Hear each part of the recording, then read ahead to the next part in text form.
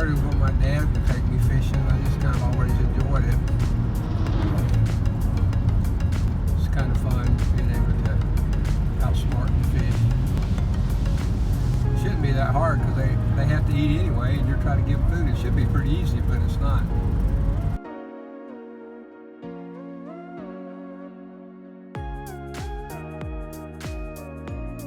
He just likes being out in the water. Free. He's a free spirit, I'll tell you.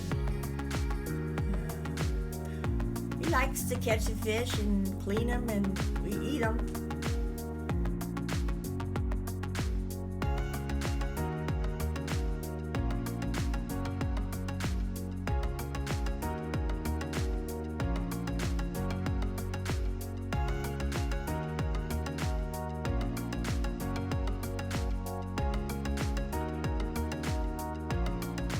Well, it's just a matter of trial and error, and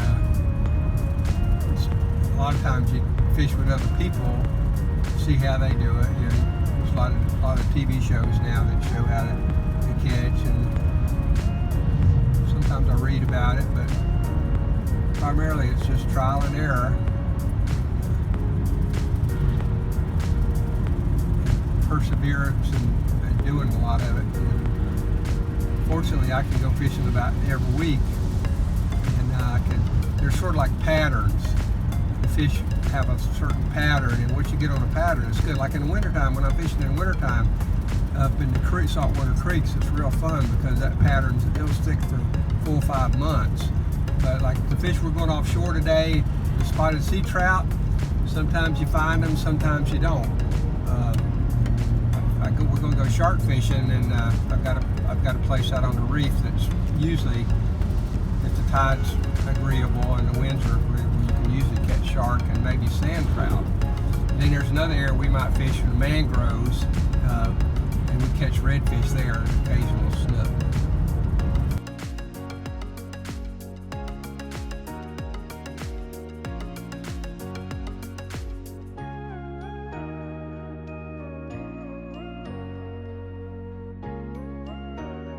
He's had a lot of practice. You know, his dad, you know, he used to go fishing with him, but that was freshwater, and then great Uncle Cecil here in Gainesville, but that was freshwater too. He's just, he watches the internet, and he's been a million times, and he uses his GPS to remember where the good places are.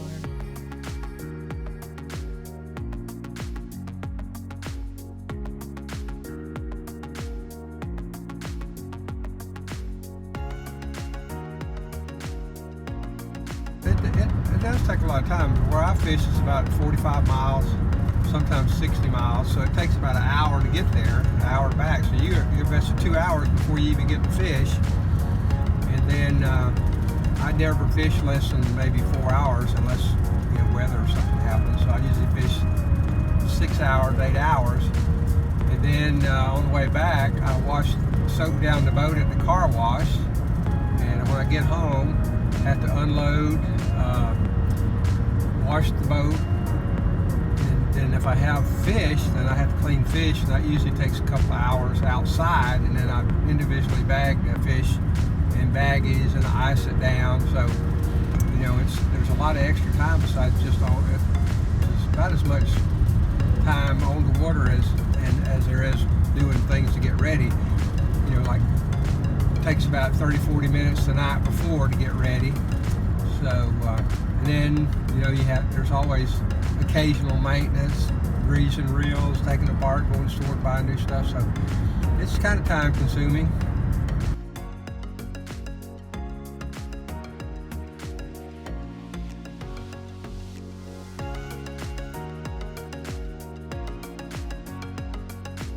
Not really. The only time I got upset is when he started to go 3 times a week. He usually goes about twice a week, and it seems like maybe he's getting down to once a week lately, depending on the weather. But 3 times a week was too much.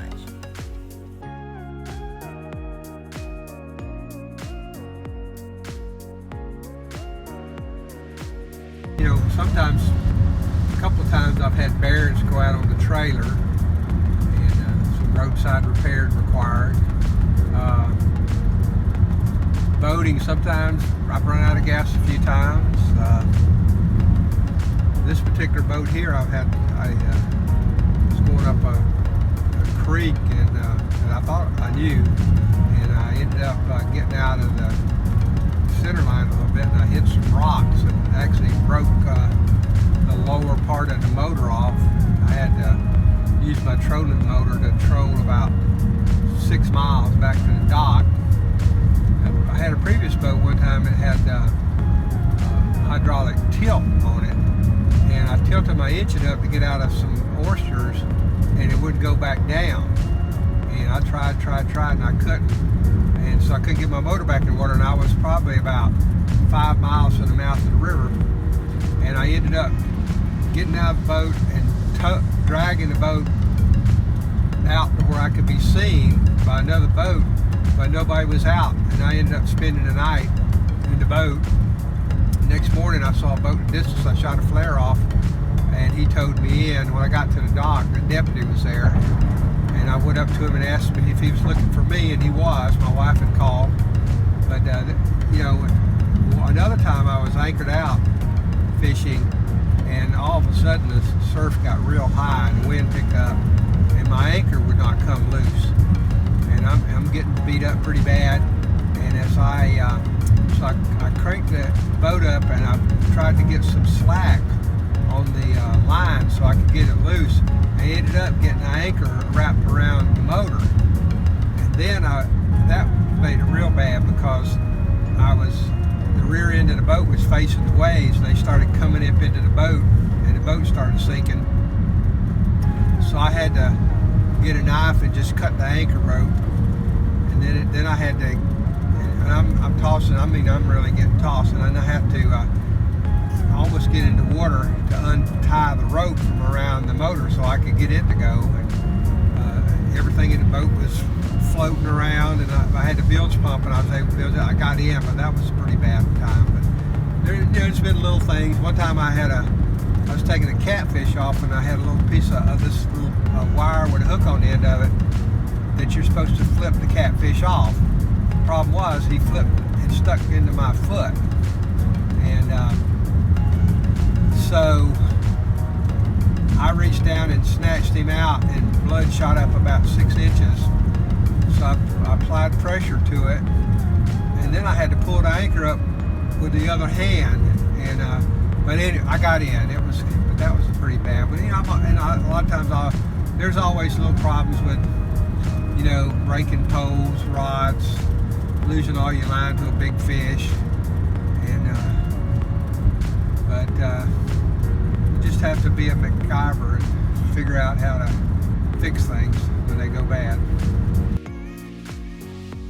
When we first got married, he went somewhere with his uncle, and he was really, really late, and I got really upset. And I just decided I wasn't going to get upset anymore after that. But then recently, he was gone overnight, and he had boat trouble and engine trouble, and had to wait for someone to tow him in. And I had called whoever I could to try and find out what was going on. And when he got to the dock, they were actually starting to do something. But he was okay. And then nowadays we have the mobile phone, and mostly it works, unless he forgets it. I mean, I've been on the boat with him plenty of times when there's problems. I haven't been fishing, but I don't like going on the boat.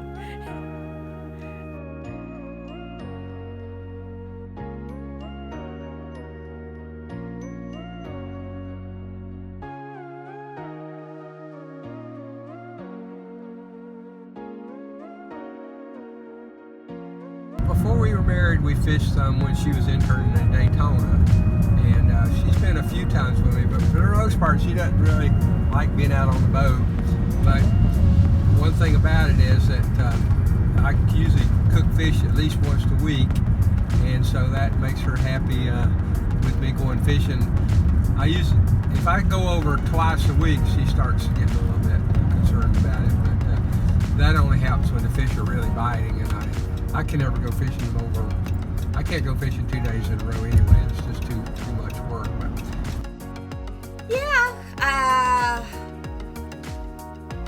When we were dating and I was a student teacher in Daytona Beach, we didn't have that much to do or money or anything, and we'd go out on the bridge, and it was fun.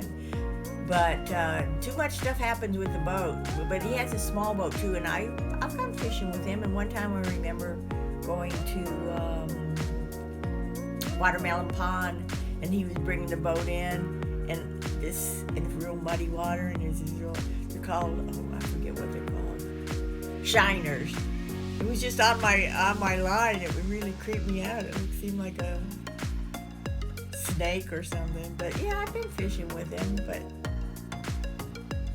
it takes too long. And if you don't it's fun if you catch something, but if you're just there in the heat, who needs it?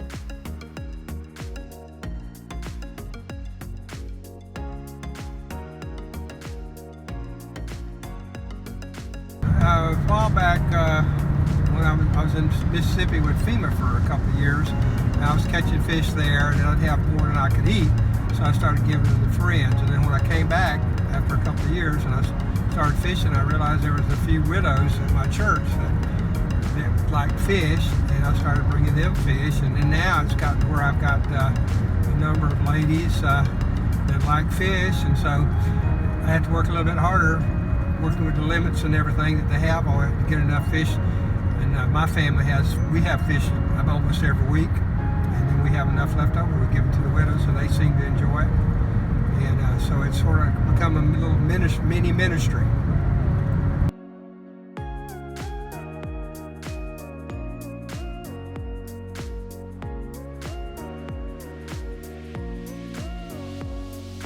Shares what he catches because it's a waste. Otherwise, he gets to go fishing more, to tell you the truth. And and then we eat what he cooks. He used to cook twice a week, 2 different ways, but now he mostly once a week, and that's a lot of it. But I mean, he is generous too. He goes to a lot of work distributing it. But that's why I think he shares it, so we can fish more.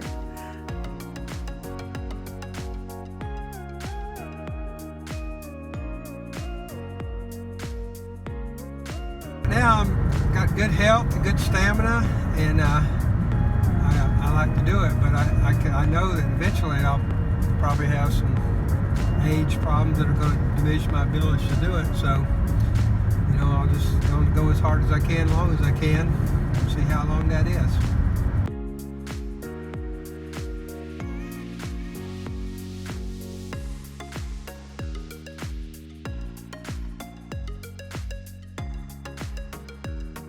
Hope so. He's 70, and stuff happens. But as long as he can manage, maybe he'll be like a cowboy that dies with their boots on. He'll be gone out into the ocean forever or something. But I don't think he will unless his health. He decides he's had enough close calls, If he has to go a week without it, he goes crazy. He's like your dog that gets depressed when you leave. So yeah, I don't know. I hope so.